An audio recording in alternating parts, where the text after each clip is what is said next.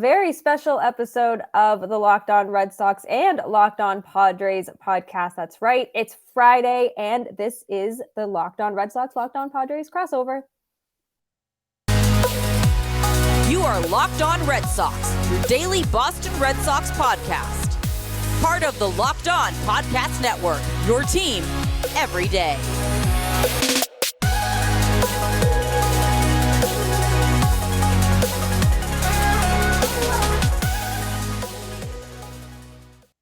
Thank you for making Locked On Red Sox and Locked On Padres your first listen of every single day. I'm your host, Lauren Willand, and I'm joined by Javier Reyes, the host of Locked On Padres. You might remember we did a crossover a few months ago when Xander Bogaerts signed in San Diego, and we had a lot to say, very different things to say, but still a lot nonetheless.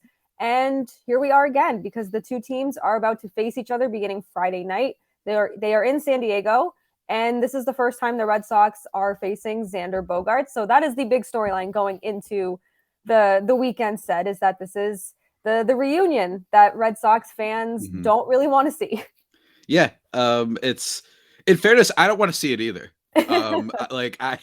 It's because the clown show that has been the San Diego Padres over the past 2.5 weeks or so. One of the other problems has been Xander Bogaerts hasn't been playing as well. And the Red Sox people in my life, not necessarily you, that I know, that are going to be talking so much about how their team somehow, with essentially Rafael Devers versus the world, on paper anyway, that's what it looked like before the season, has been an infinitely better and more productive offense than the Padres and their, 4 MVPs at the top. So this series is going to hurt. I don't think the Pods are going to play well. I just don't. But it's amazing how much things can change, because when we talked, which to this point is actually most viewed episode on my YouTube channel, if anyone wants to check that out, Locked On Padres, when Xander Bogaerts came to the Padres, we did a crossover talking about ownership and what it means for the team, what kind of player he was, and all this stuff. And now I'm like, oh, maybe it didn't matter, man. Maybe it's just not going to matter. He's been struggling over the course of May. He's slashing 208, 323, 264, which is unfortunate considering he did so well at the start. His ground ball rate has spiked because, for those unfamiliar, you're constitutionally required when joining the Padres to become Eric Hosmer, at least a little bit. You have to hit the ball on the ground. You're not allowed to do anything else. It's like with Marvel when they don't allow their directors creative freedom. That's the Padres. They're like, no.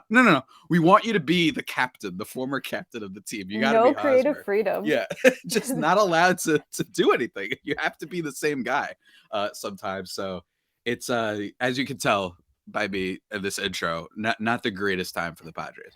So what's going on with the Padres? Because I feel like they should be a better team than their record shows. I know that they are struggling a little bit right now, but what is not getting through to them? What's not connecting? Like, what is wrong with the San Diego Padres? What is wrong? What is wrong with them? That is the $1 million question. They're 30th in batting average. They're 27th in runs scored. Their on base is 18th, which is somehow the best thing about their team. Home runs 19th, slugging 24th. I currently have a pinned tweet on the Padres Twitter account, which is I changed the name. I didn't actually change the name, but I put a little mini edit on it. It says Left on Base Padres Podcast. That's the best way to describe it. Shout out to a listener of the show who tweeted that at me, by the way. Love that. And that really does explain everything.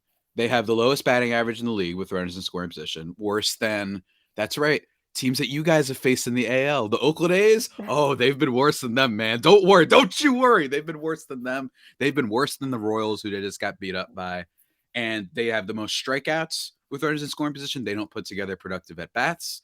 There was a little video on Twitter the other day talking about that. They just don't. The only one who on the team, unshockingly, that's actually managed to not just strike out every single time runners are on base is Fernando Tatis Jr. And he's, sometimes he hits some sac flies. At least he's putting the ball in play. He's managed to do that, even if he hasn't driven in as much runs, and even if he hasn't been in the lineup for as long as everybody else because of suspension.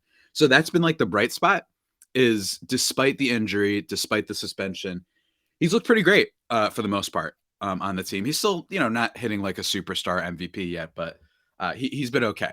The rest of the team, man, watching Trent Grisham strike out with the bases loaded is about as routine as me getting up and having my morning, energy drink. It's just part of the routine. I saw it like twice the other day. I saw Manny Machado last Friday grounded to 2 double plays with runners in scoring position. It's been a night, and who's now hurt, of course, because now why he's not? Hurt. Right when he's sort of kind of getting things going. So I'd say overall, fundamentally, the problem with the Padres is just a lack of depth has been showing, especially because of their inability to drive in runs. No matter who the pitcher is, the Royals not a very good team. Weren't able to drive in runs there, and yeah, Lauren, just one of the more underperforming lineups I've ever seen. And I know that I literally complained the other day that we use ever and all time way too much in this industry, but I compare them to the 2015 Nationals, the Bryce Harper team when he won the MVP, but literally everybody in the lineup underperformed drastically. That's what they remind me of currently. And it's weird when you talk about, the runners in scoring position thing, because you have so much power in that Padres lineup. Yeah. And it reminds me of the 2022 Red Sox when they left runners in scoring position on every single game. And sometimes that was the difference in a 2-run game, a 1-run game. I mean, the Red Sox just got beat up by the St. Louis Cardinals, who are not a good team, and they had the bases loaded. And if all they needed was grand slam to tie the game. But Alex Verdugo swings at the first pitch and pops it up. And I'm like, oh my God. Yeah. Like, why? You have, do not swing at the first pitch in that situation. And I'm not a first pitch swinger. I'm very anti-swing at the first pitch. But the lineup that the Padres have, when I look at it, I'm like, this is a World Series potential. They have they have the potential to go to the World Series because they go out. They weren't afraid to spend money. They got Xander Bogaerts. They re-signed Manny Machado. And that's just 2 of a starting 9 star-studded lineup. And I know the pitching, too, has not been the greatest. You have Blake Snell going. You have Musgrove going as well. And Michael Wacha, who's looking really great out there. And he took a no-hitter into the 8th inning last week. And it's like the pitching, he does enough, but then it's the run support that comes in. It's like, oh, you pitched well today? That's sad. We're not going to help you. And that's exactly how the 2022 Red Sox were. You get great pitching and the offense would be like, no. But then you'd get great offense and the pitching would be like, we're going to throw batting practice today. It's very similar. Yeah. And of course, the pop-up on the first pitch is the most aggravating thing in the world. Especially that like weak little that pop-up, first baseman, move over. And that ends the inning. Drives you insane.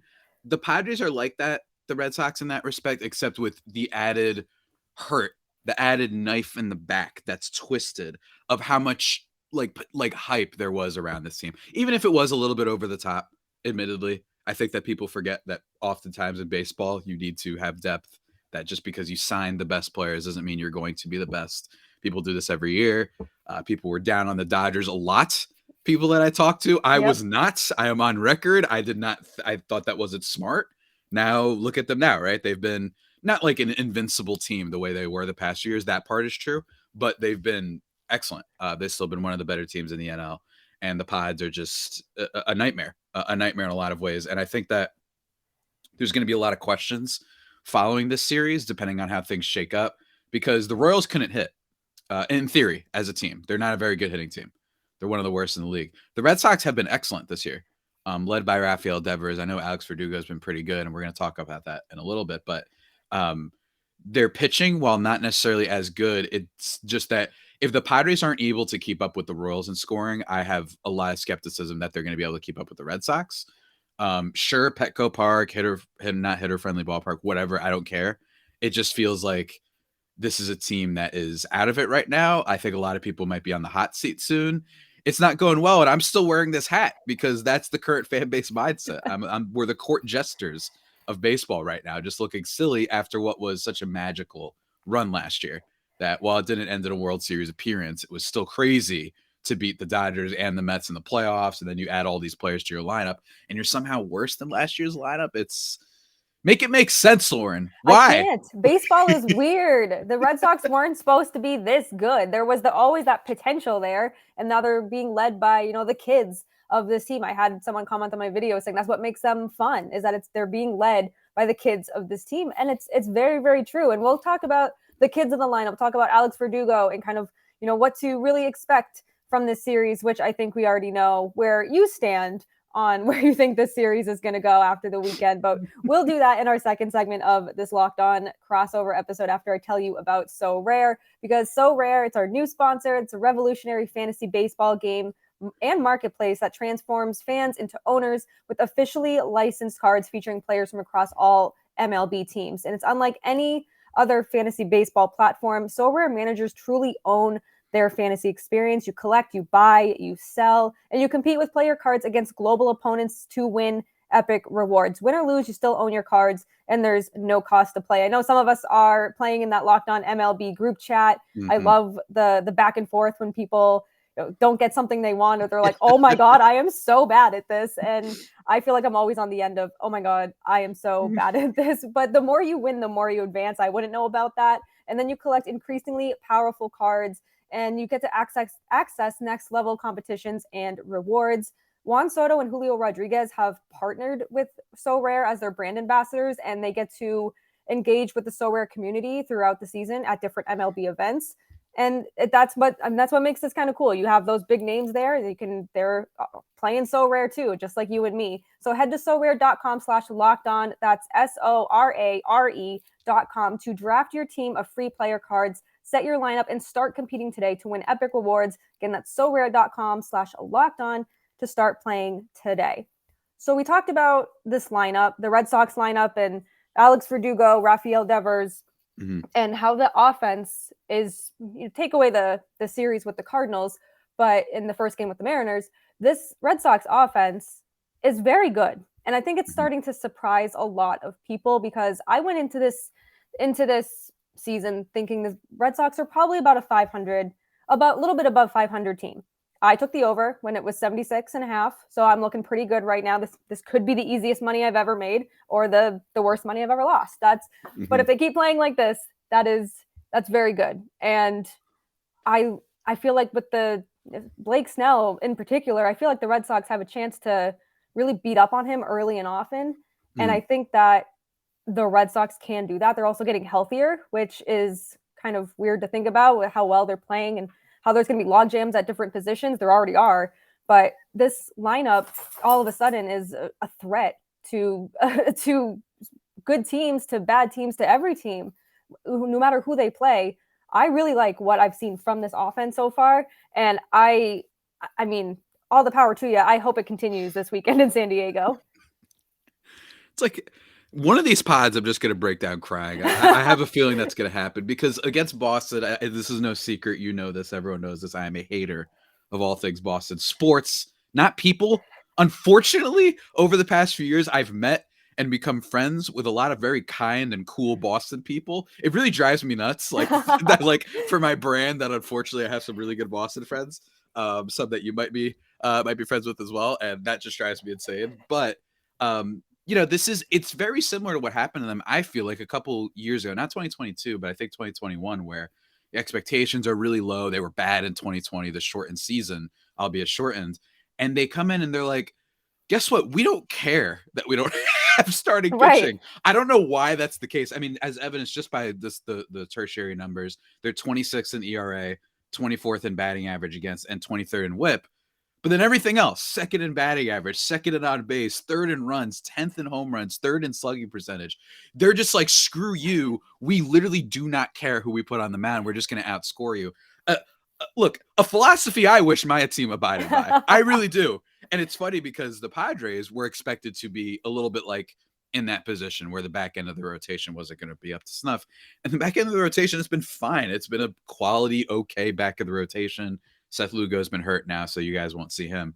But and I don't know if Michael Wacha's turn will come in the rotation. I don't think it will, because he just pitched on Tuesday, I believe. So I don't think that's going to happen. You guys won't get to see your old buddy. But yeah, it's just they don't score, and the Red Sox do. And I'm just kind of watching them. And what you mentioned about Blake Snell, I will say he's shown signs of becoming the good Blake Snell.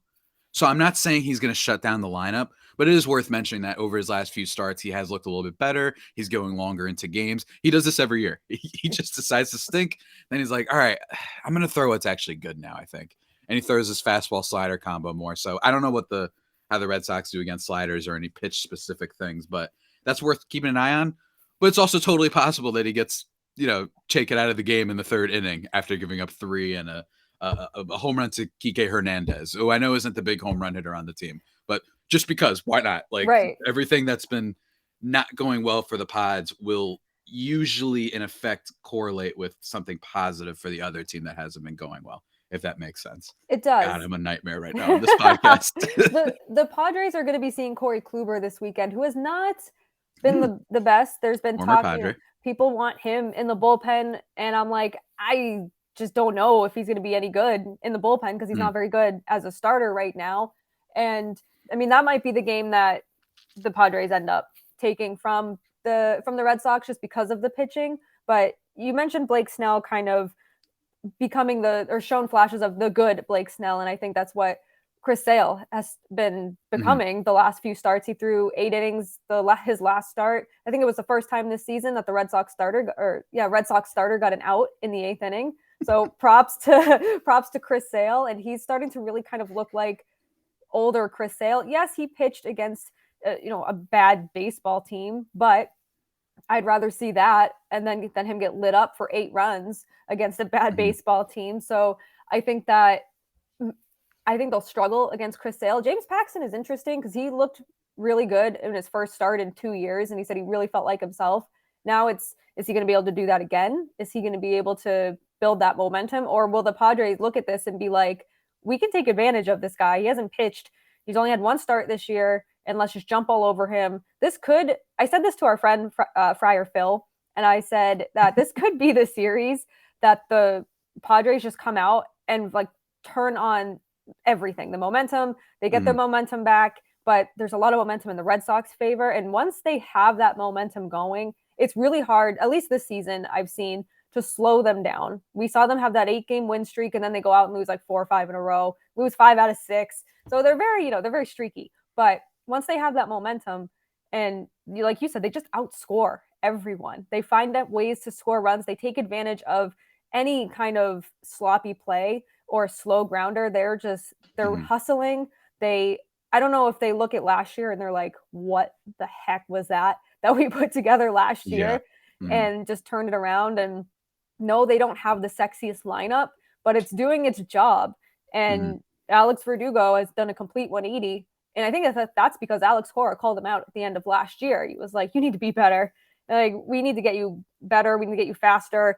And that's exactly what he's done. And he's holding players only meetings because he's like, I don't like the way that you were playing. And they're like, you're absolutely right. We need to go out and just beat up on everyone. And that's what they've done the last 2 games. So I don't know if the Padres need a players only meeting. I don't know if they need that spark. I think that's what they need. It's just a spark to get going.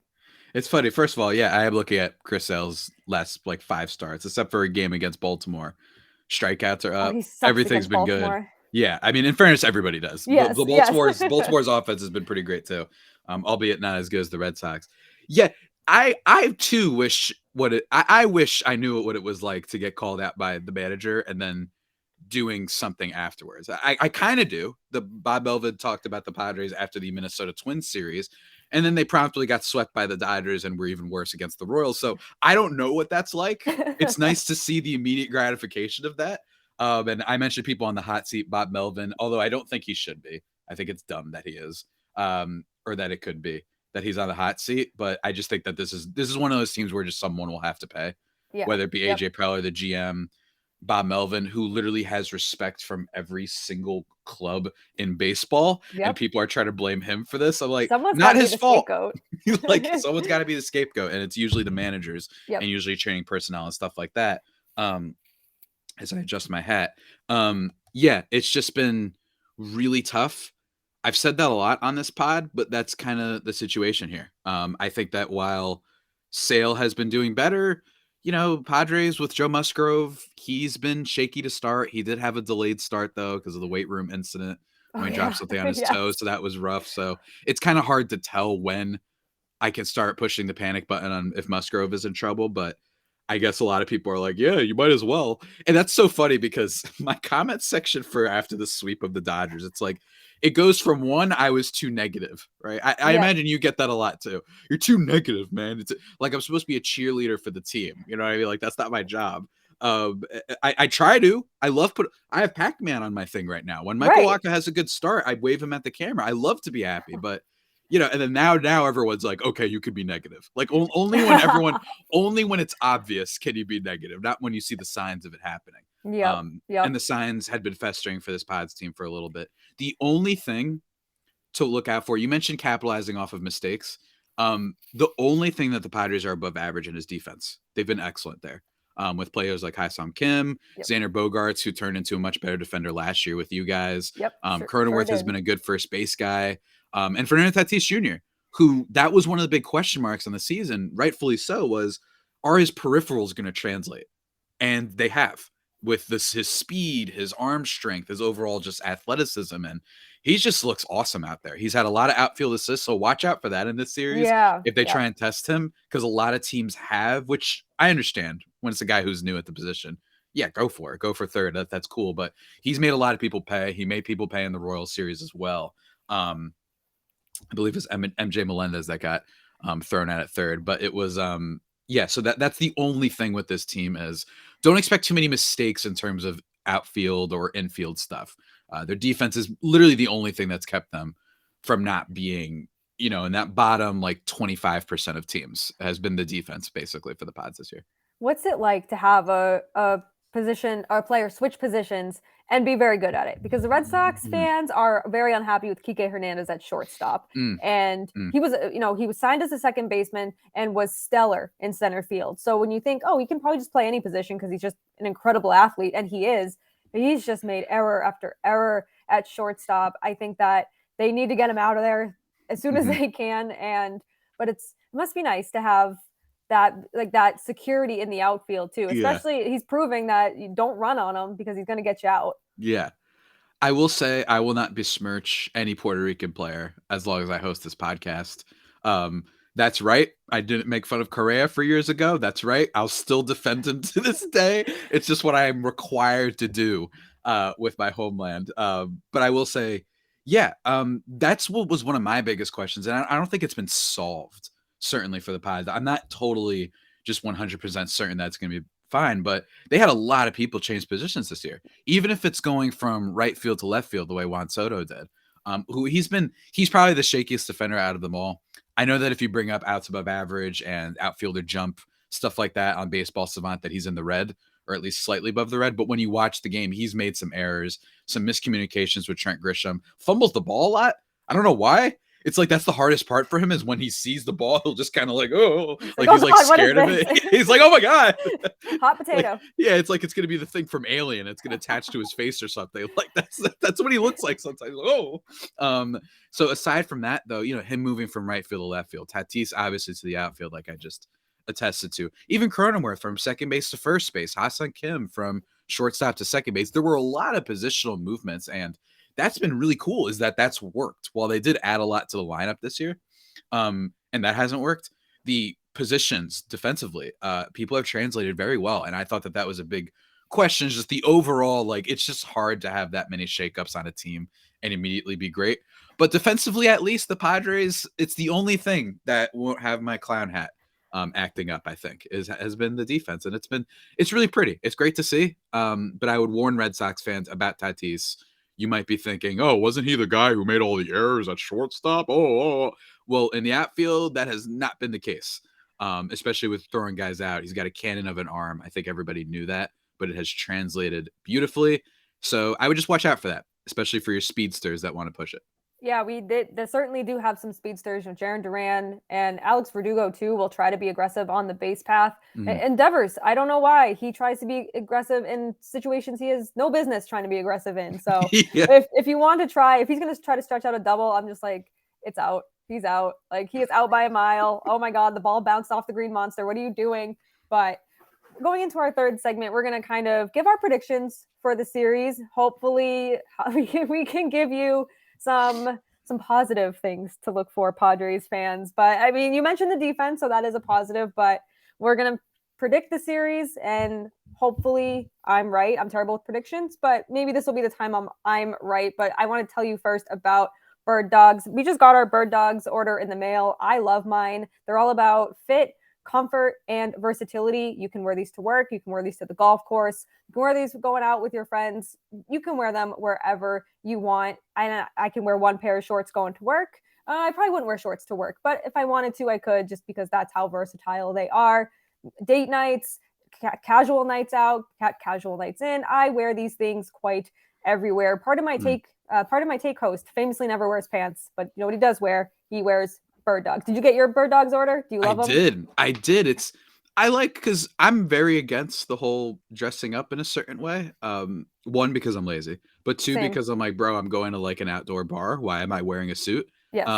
But this is like, it fits everything. I like that it's kind of good for every occasion. You can wear this literally wherever. It's got a beach feel, but like a classy look. You know what I mean? Like, you just feel free and good. And I think you can genuinely wear these things wherever. So that's the best part. You really can. And you can go to birddogs.com/lockedonmlb to get your order. And when you enter the promo code lockedonmlb, they'll throw in a free custom Birddogs Yeti style tumbler with every single order, which mine's become my emotional support cup because my OG one broke, the straw broke on it. So I was like, oh my God. And this one came at the perfect time. So it is now my emotional support cup. It comes with me everywhere. It's right on my counter. I don't think you can see it, but it's right behind me. It never leaves my side. So birddogs.com/lockedonmlb, promo code lockedonmlb to get your order and that tumbler. So 3-game set. It looks like it's in the Red Sox favor, but baseball is weird. You said earlier, make it make sense.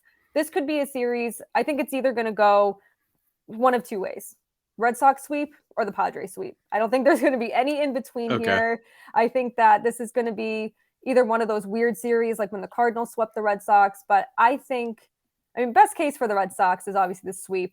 I wouldn't be surprised if the Padres can't eke out a win over Corey Kluber, but I think at the end of the day, the offense is just going to be too much for the Padres. Yeah, or what will happen is the only one they do win is against the best pitcher on the Red Sox right now. That's also what happens in baseball. Law of averages dictates I'll at least say that they win a game.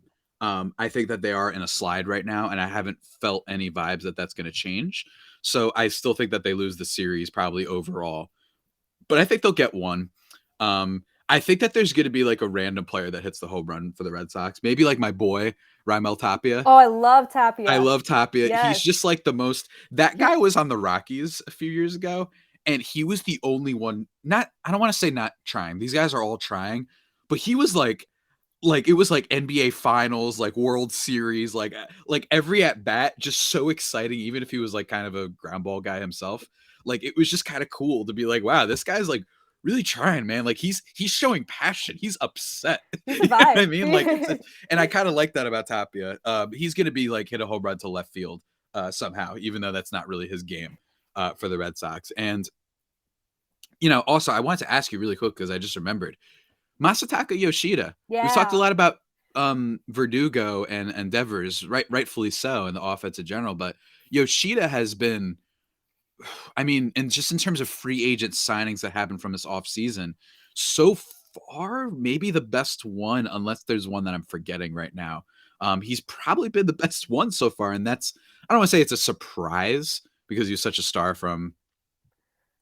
previously, but for, just getting to MLB, last year, Seiya Suzuki was the big star from Japan. And he was okay last year as a rookie. And he's doing a little bit better this year, but he didn't set the world on fire. Yoshida started with the World Baseball Classic, and now he's been great. So what has that been like? It's been awesome, because I definitely had, I don't want to say doubts, but I was very cautious about him, because I was like, will that power and will all of that talent translate to the MLB level, especially in his first season? So I'm like, I'll give him a season to kind of like get acclimated, have some struggles. And he struggled against some pitches, but he's just looking like an absolute star, and he makes Chaim Bloom look really, really good, which he really needed to do. You talked about people being on the hot seat. I don't know if Chaim Bloom will ever be on the hot seat. It seems like he should be, but after, signing Yoshida, even Adam Duvall, you could even argue Justin Turner, because he's been hot the last 2 games. But Yoshida, I just feel like when he's up at bat, I'm very confident that something Mm-hmm. good is going to happen. This isn't like, oh my God, here's a strikeout. Like, here we go. Why is he in this position? Like, love Bobby Dahlbeck. I want the best for him. But anytime he would come up, like last year, even this year, I'm like, Bob, swing the bat. Why is it on your Not great, shoulder? Bob. Not great, Bob. Exactly. Yeah. And I was like, but Yoshida's just been a ray of sunshine. And he's so fun because he's learning English. So Rob Refschneider was mic'd up a few games ago, and he was trying to tell Yoshida that he was running fast. And I couldn't see Yoshida, but I think he was kind of looking at him like, what are you saying to me? And Refschneider's just like, you, fast. And like, and I was like, oh man, like he's Fast. fun. They have the dumbbells in the dugout after a home run, and that stems from him and like Macho Man. So he's having fun. And my favorite part is he's just playing baseball. He's playing the game he loves, and he's doing it very well. And it's really good he started that way, because Red Sox fans can be vicious and they can turn on you very fast. They booed Trevor Story last year. Oh yeah. Pretends to be shocked when he struck out 4 times in a game. And granted, I think 3 of them came against Ohtani. So I mean, I'm just so glad that he's not going to hear those boos, and he's going to, he hears the Fenway cheers, and he's having fun. His quotes are awesome too. Like he loves playing baseball, and I think he genuinely loves the Red Sox and Boston. So overall, like I think fans just absolutely adore this guy, and I think they want him here beyond 5 years. I mean, that's awesome. It must be fun, right? It is free fun. agents coming in and being so good. Look, with Yoshida, I will give that. Now, Xander Bogaerts forever the signing. I still like it. I like all the moves that Padres have made in the vacuum, as I've discussed on my show. It's just the quantity of moves is what I think is the problem. No, I don't hate the Soto trade. No, I don't hate the Xander Bogaerts. It's just when you do all of that and your whole roster is the same for a decade, it's a little scary. Yep. But especially currently. But I will say that, first of all, Chaim Bloom, the funniest thing that has happened to me in sports the last year is that Boston Globe article after they signed Xander Bogaerts, the Padres, I mean, and him being dumbfounded, apparently, that people wanted him. In an airport. Like, yeah, in an airport. It is, for that reason alone, it was one of my favorite things to ever happen. It was so funny. Just like, did you not know this? But I will say with Chaim Bloom, well, I think that it's, in my opinion anyway, I think that it says a lot that the Red Sox were like, let's bring in the Rays guy, even though we're one of the richest teams in baseball. Yeah. I will say that the Yoshida signing did get forgotten about. It really did. Like, and I know that a lot of people weren't necessarily expecting this, but it was a signing that people were at least excited about. That was a player with a lot of potential. And maybe people got thrown off because Seiya Suzuki last year, right? Like he was probably a bigger overall attractive free agent just based on the hype. And he wasn't as good. He was fine, but he wasn't as good. So maybe that's why a lot of people were doubted. And that's probably like people were generalizing, right? That's not smart to do. But with Yoshida, I do think people forgot because of the Xander thing, because of the stuff like the Globe article. I think people forgot, myself included. I honestly genuinely kind of forgot. I remembered Kodai Senga going to the Mets. Yep. Because that was a big signing and he's been very good for them. But I kind of forgot. And it just shows you that sometimes you do have to wait every now and then before rendering a verdict on a team, especially in baseball where we see that random stuff happens all the time. I mean, Trevor Story isn't even playing for the team right now, and they've been infinitely better on offense. So it's just, that's how the cookie crumbles sometimes. It is. And it's funny with the Yoshida thing, because you had Yoshida, they signed Jansen, and you're like, yeah, like Red Sox, let's go. Like, this is great. And then Bogaerts leaves, and they're like, wait a second. What? Like, we were just told hours ago that things were progressing in a great direction for the Red Sox, or a positive direction. And then I was like, I'll go to bed and whatever. And my husband comes barging. He's like, Xander Bogaerts signed. I'm like, great. And he's like, with the Padres. I'm like, excuse me? With that, sir? Like, now I'm not gonna be able to sleep because we scroll on Twitter for the next 3 hours. But that's the life of baseball. It's the life of podcasters. Baseball is a very weird sport, as you've seen with your Padres this year. But series kicks off Friday. It's a 9:40 first pitch here on the East Coast, way past my bedtime. But things we do to watch our teams, and then they have Saturday at 10:10, and then Sunday things we do for love. The things we do for love and toxic relationships with our baseball teams. So please tell our lovely crossover listeners and our everydayers where they can find you, your podcast, and all that good stuff. You can find me on Twitter at Javapeno. I'm probably going to do more crap posts. I know you follow me. Yep. I've been doing a lot of them lately with like pictures of pie and like quote tweeting those TikToks of the presidential discords. Which is, I don't know if people know that's what the Bing Bong thing comes from, but that's what I've been Yes. doing. And it kills me every time when I see like Joe Biden yelling at presidents and stuff.